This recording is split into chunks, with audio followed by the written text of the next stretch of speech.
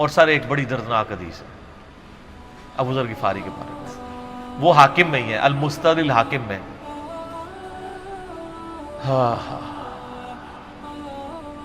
غزوہ تبوک آپ کو پتا ہے ایک ایسا غزوہ تھا جس میں جو شرکت نہیں کرے گا وہ منافق ڈکلیئر ہوگا، قرآن میں فتویٰ آ گیا تھا۔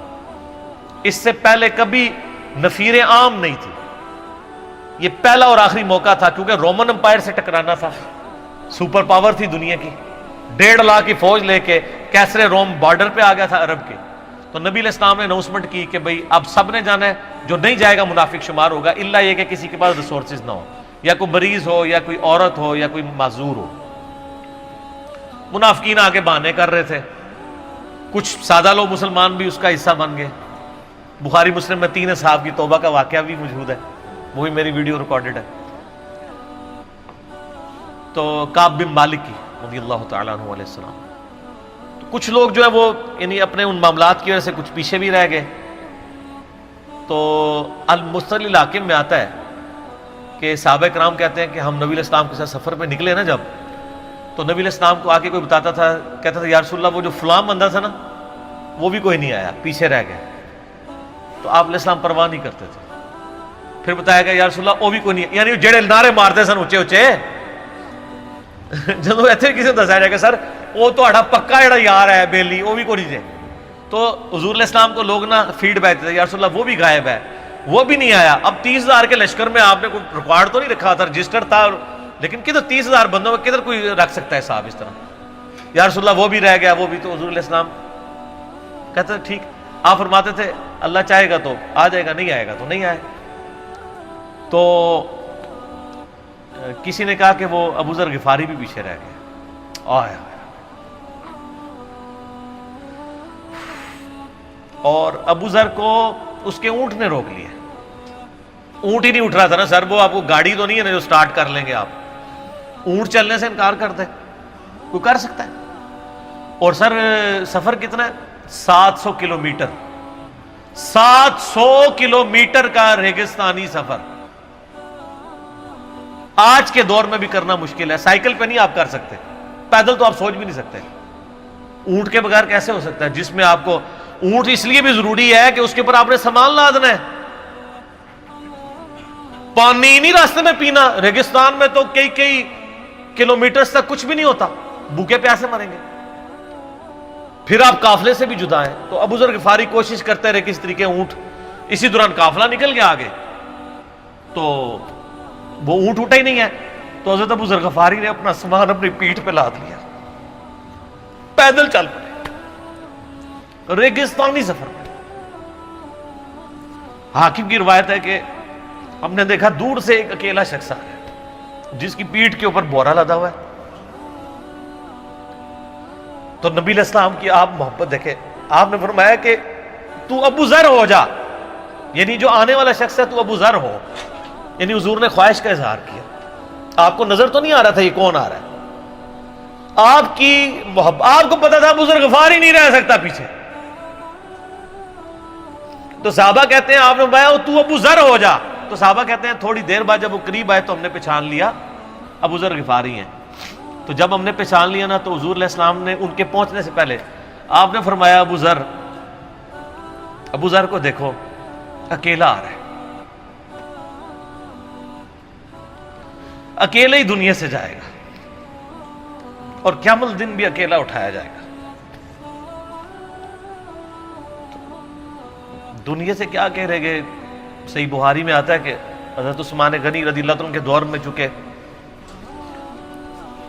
یہ اس حدیث کا بھی کچھ حصہ باقی ہے، میں بعد میں بیان کروں، پہلے میں اس کو کنکلوڈ کر لوں کہ صحیح بخاری میں آتا ہے کہ حضرت ابو ذر غفاری شام چلے گئے تھے، وہاں پہ چونکہ گورنر تھے حضرت معاویہ رضی اللہ تعالیٰ عنہ،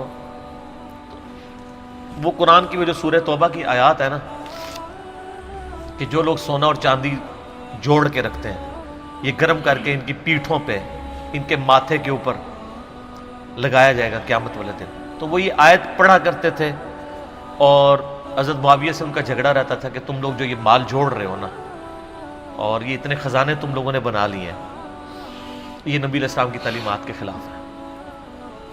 تو حضرت معاویہ کہتے تھے یہ تو اہل کتاب کے بارے میں آیات نازل ہوئی ہیں، تو وہ کہتے تھے نہیں، یہ سب کے بارے میں ہے۔ اب شرعی حکم یہ ہے کہ مال آپ جوڑ سکتے ہیں اگر آپ زکوٰۃ دے رہے ہیں، لیکن یہ پسندیدہ نہیں ہے، طریقہ نبوت یہ نہیں ہے۔ نبی علیہ السلام نہیں جوڑ سکتے تھے، پوری زندگی زکوٰۃ دینے کی نوبت نہیں آئی ہے، حالانکہ خمس ملتا تھا، خیرات کرتے تھے۔ ابو ذر غفاری کا جھگڑا یہ تھا کہ تم تو نبی کے اصحاب ہو، تم لوگوں کو یہ زیب ہی نہیں دیتا کہ تم لوگ اس طرح کے محلات میں رہو اور اس طرح مال جوڑو۔ تو اب چونکہ سینئر صحابی تھے، ان کو ہاتھ ڈالنا بھی آسان نہیں تھا، پھر نبی علیہ السلام نے فرمایا ہو کہ اس سے زیادہ سچا انسان ہی کوئی نہیں، تو حضرت معاویہ نے خط لکھا حضرت عثمان کو کہ جی اس بندے سے میری جان چھڑائیں نا، اس کو آپ واپس بلائیں۔ تو حضرت معاویہ نے جب خط لکھا تو حضرت عثمان نے ان کو کہا تم مدینہ شریف واپس آ جاؤ۔ مدینہ شریف جب یہ واپس آئے تو صحیح بخاری میں آتا ہے کہ لوگوں کا جھمگٹا لگ گیا بزرگ غفاری کے گرد، لوگوں کو پتا تھا یہ تو بڑا یعنی زہد والا بندہ ہے۔ تو ابو ذر غفاری وہی حدیثیں سنایا کرتے تھے کہ حضور نے فرمایا یہ احد پہاڑ سونے کے برابر ہو تو میں خیرات کر دوں گا، جبکہ باقی صاحب کہتے تھے کہ مال جوڑنا جائز ہے اگر زکوٰۃ کوئی دیتا رہے۔ وہ یہ کہتے تھے کہ یار یہ تم لوگوں کو تو زیب نہیں نہ دیتا، یار تم لوگ تو یہ باتیں نہ کرو، تم لوگ نبی کی صحبت یافتہ ہو، تم لوگوں کو تو زہد ہونی چاہیے تم لوگوں کی زندگی میں۔ اب لوگوں کا ہجوم ان کے گرد لگ گیا، اور پھر حضرت عثمان نے ان کو خلیفہ وقت بلایا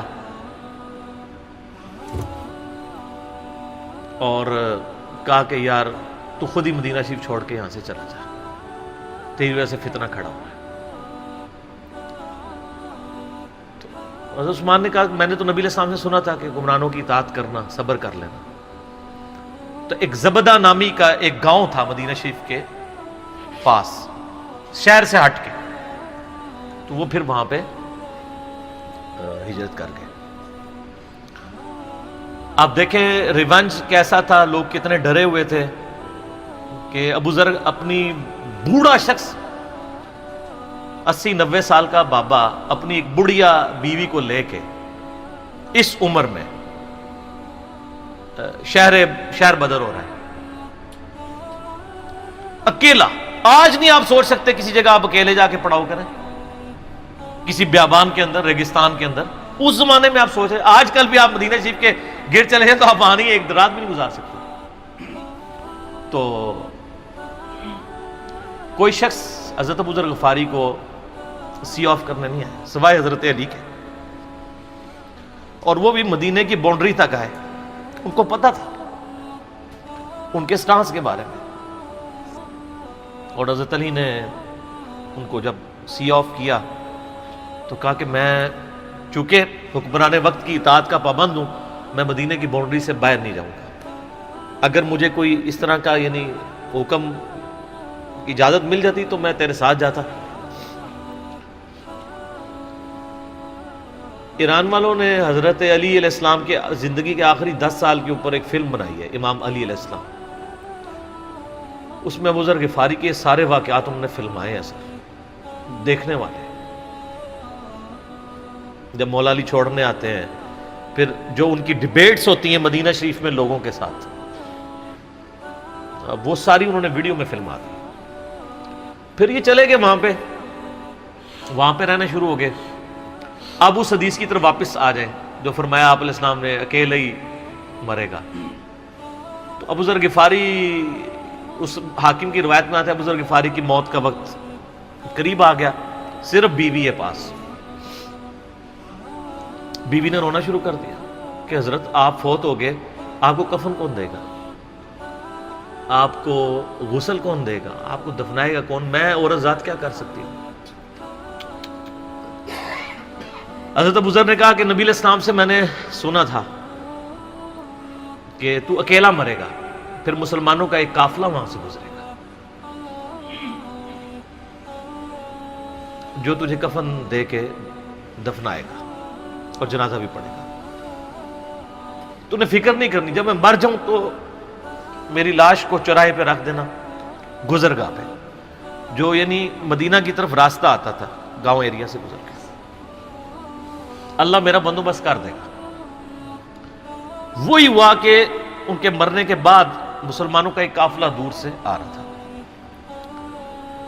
تو اسی مستدل حاکم کی حدیث میں آتا ہے کہ سر قافلہ بھی سنے پھر کون ہے؟ عبداللہ ابن مسعود.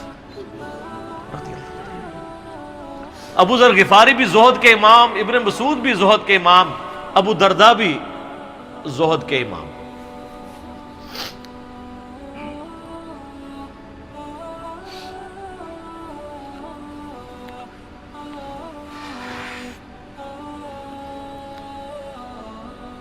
ابن مسعود رضی اللہ تعالیٰ عنہ جب وہاں پہ رکے، ان کو تو نہیں پتا تھا یہ کون ہے. تو انہوں نے کہا بی بی کیا وہ؟ ان کا میرا خامند مر گیا ہے. ان کا یہ کون ہے؟ تو انہوں نے کہا ابو ذر غفاری. عبداللہ ابن مسعود کی چیخ نکل گئی، چیخ ماری انہوں نے. ان کا واہ. اللہ کے نبی نے فرمایا تھا کہ ابو ذر اکیلا آ رہا ہے تبوک کے موقع پہ، دنیا سے بھی اکیلا جائے گا، اور قیامت الدن بھی اکیلا اٹھایا جائے گا. یعنی اب اسی سرزمین سے ہی اس نے اٹھنا ہے نا، ہر بندے نے اپنی قبر سے اٹھنا ہے. یعنی وہ مسلمانوں کے قبرستان میں بھی دفن نہیں. ایک یہ جو مزار کی رٹ لگائے پھرتے ہیں، میں ان سے پوچھتا ہوں تمہارے بابوں کی کیا اوقات ہے؟ ابو ذر غفاری کا مزار دکھاؤ کدھر ہے. جو اس روئے ارض پہ نیلی چھتری کے نیچے سچا ترین انسان جس کو اللہ کے نبی کہہ رہے ہیں، اس کا کوئی مزار نہیں ہے. غریب المتنی میں مرا ہے، اس کی قبر بھی ایسی جگہ ہے جہاں مسلمانوں کے پاس قبریں بھی کوئی نہیں ہے. ایک ریگستان میں اکیلی قبر ہے، اس قبر کا بھی کسی کو نہیں پتا، اس پہ کوئی مزار بھی نہیں ہے، اور قیامت الدین بھی اکیلا اٹھایا جائے گا. یعنی قیامت تک وہاں پہ کوئی قبرستان بھی نہیں بنے گا. ظاہر نبی علیہ السلام کی یہ بھی خبر ہے. تو کیا وہ ناکام ہو گیا اگر مزارات ہی دلیل ہے کامیابی کی؟ تو عبداللہ ابن مسعود رضی اللہ تعالیٰ نے ان کو غسل دیا، کفن دیا اور دفنا دیا.